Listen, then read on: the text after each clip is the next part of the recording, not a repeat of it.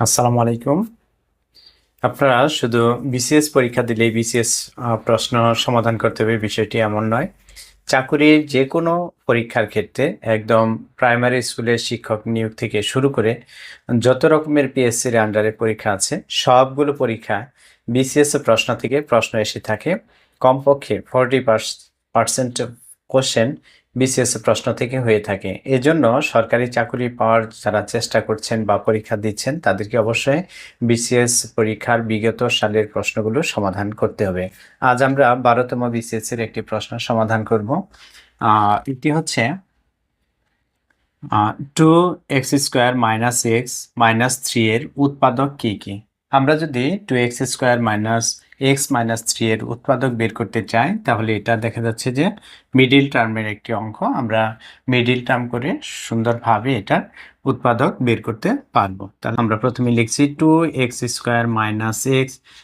- 3। এখানে এই প্রান্তীয় রাশিগুলো যদি গুণ করি, তাহলে আমরা কত পাচ্ছি? -6x²।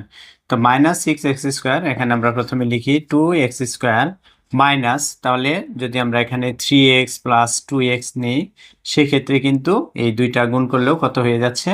-6² x² সমান হয়ে যাচ্ছে।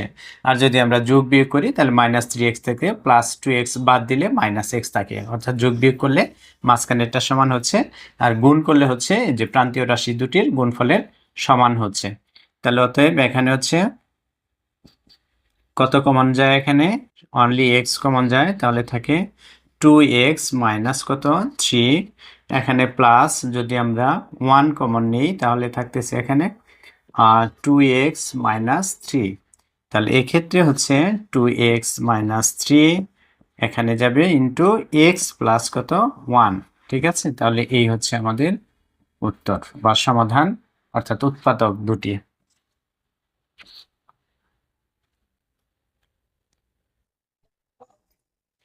12তম বিসিএস এর আরো একটি প্রশ্ন, a⁴ + 4 এর উৎপাদক কি কি।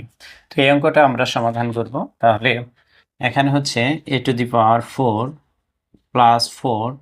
তো এই সমস্যাটি সমাধানের জন্য বা উৎপাদক বের করার জন্য আমরা একটি কাজ করতে পারি, সেটি হচ্ছে a⁴ + 4 আমরা যদি একটি থিওরিতে বা ফর্মুলায় কনভার্ট করতে চাই, তাহলে আমাদের এখানে 4x² - 4a² - 4² অর্থাৎ একবার +4² করব, আবার -4² করব। এতে কিন্তু আমাদের যে রাশিটি রয়েছে, এটার মানের কোনো